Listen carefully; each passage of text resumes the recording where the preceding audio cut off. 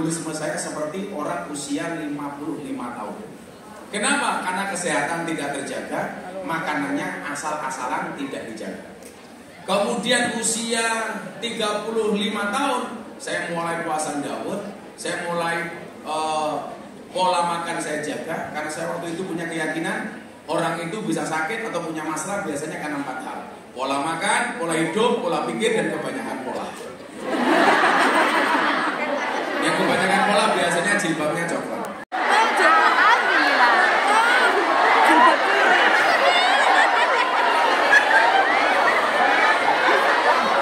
Saya bilang coklat, ibunya bingung. Loh, aku coklat kok ya? Aku coklat kali. Kalau kita milih jilbabnya kacang. Jilbab luar. Saya atur pola makan, pola pikir. Karena saya punya keyakinan orang dulu sama orang sekarang itu kan bedanya satu. Orang dulu itu punya prinsipnya apa? Mangan ya mangan, sing penting kumpul. Dan orang sekarang kumpul ra kumpul sing penting mangan ra mangan sing penting kumpul.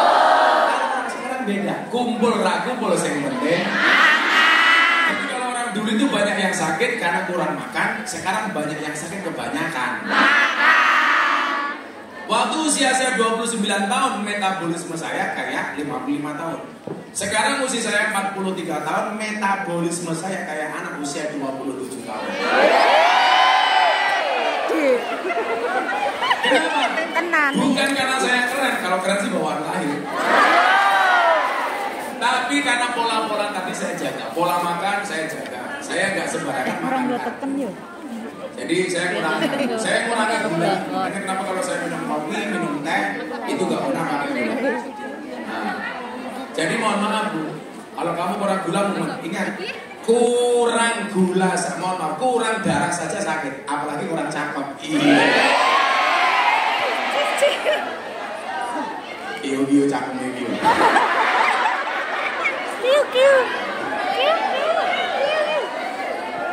Jadi pola, makanya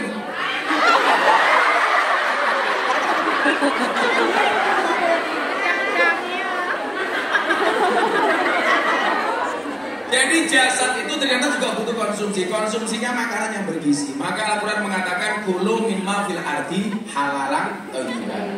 Yang dikonsumsi itu yang halal dan baik. Ada kalanya halal tapi tidak baik. Ada kalanya baik tapi tidak halal. Contoh halal tapi tidak baik.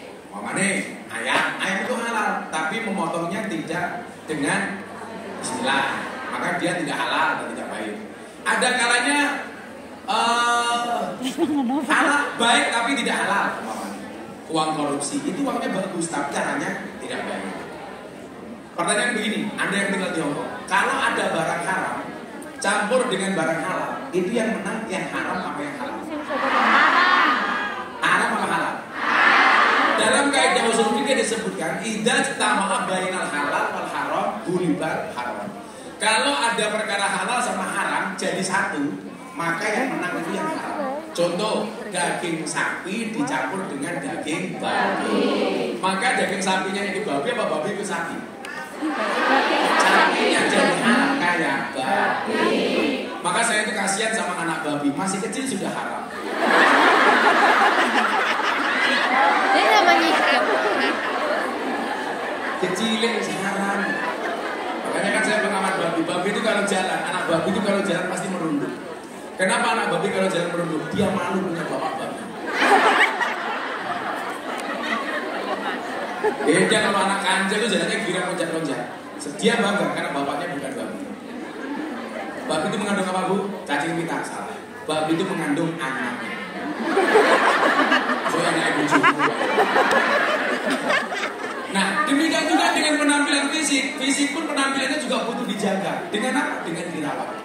Makanya dalam merawat wajah itu, dalam menjaga tubuh, itu ada dua bahasa. Eksplorasi sama eksploitasi. Eksplorasi itu apa? Eksplorasi itu kalau kamu merasa wajah kamu kurang cakep, kamu bedahi itu boleh. Alisnya kurang bagus, ditambahi dilukis sendiri boleh. Tapi ada kalanya eksploitasi itu dilarang. Contoh, alis sudah bagus-bagus, karena merasa kurang bagus, alisnya dikerok sampai entek, baru kemudian tambal sulis. Itu namanya tambal alis itu tambal sulis. Itu namanya eksploitasi, itu nggak boleh. Kalau kamu sekedar merasa kurang tebal, kemudian alis kamu sepidoli dewe, itu boleh-boleh saja. Sepidoli, mentang-mentang bojone Madura digambar kayak curik. Makanya dari tadi ibu-ibu yang dengar ini pas kipas bukan karena takut panas, tapi karena takut bedaknya luntur. Untung aku rasa.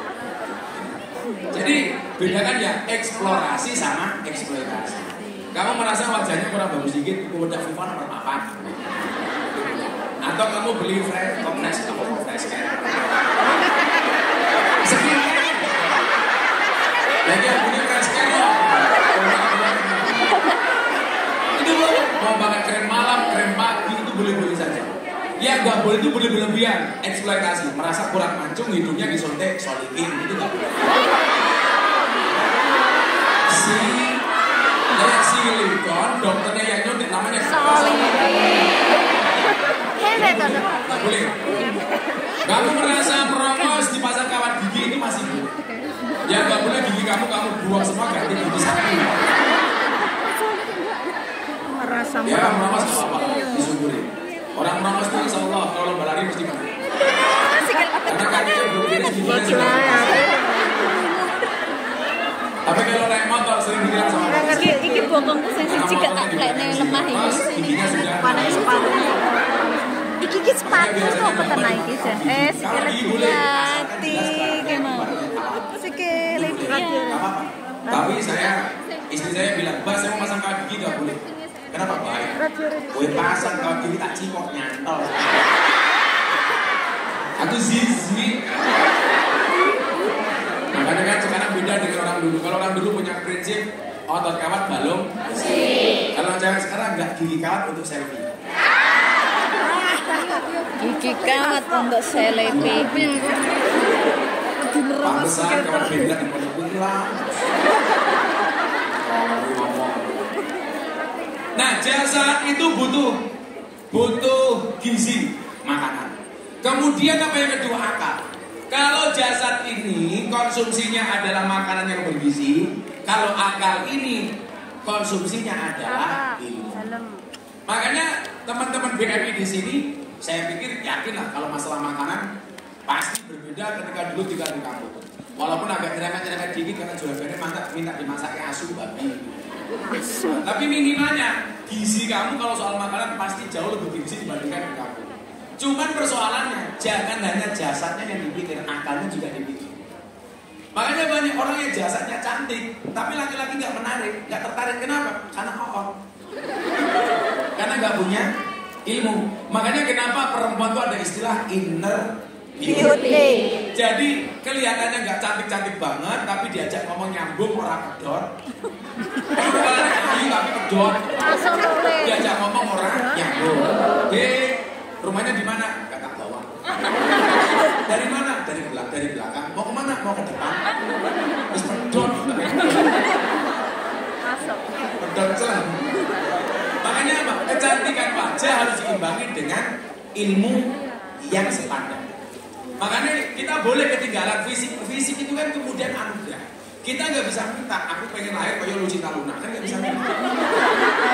Artinya wajah yang kita miliki ini rata-rata apa? Given itu apa? Pemberian. Karena orang tua pun nggak bisa nyetak. Aku pengen dua anak, lainnya kira-kira kalau mainin mundur nggak bisa.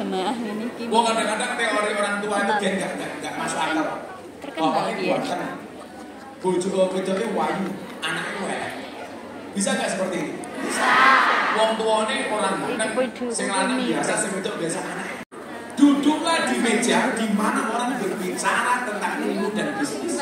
Lalu perasaan yang usah melu. Betul? Kita bisa duduk di taman sambil menikmati pecel, sambil menikmati umpamane waktu goreng itu. Yang dibicarakan ilmu, yang dibicarakan bisnis.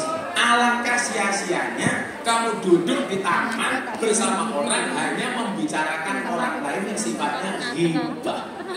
Ayo tak ada nih. Ini terus kita final loh. Apa? Dem-dem. Saya rasanya loh iya tak.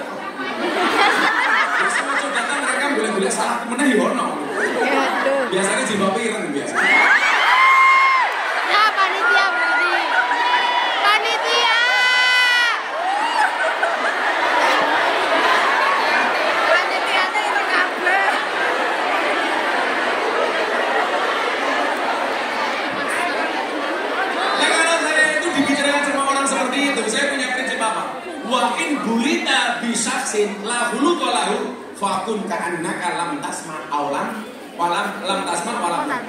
Jadi begini, jika Anda diuji dengan seseorang yang tidak punya akhlak, maka jadilah Anda seperti orang yang seakan-akan tidak pernah mendengar dan ia tidak pernah bicara.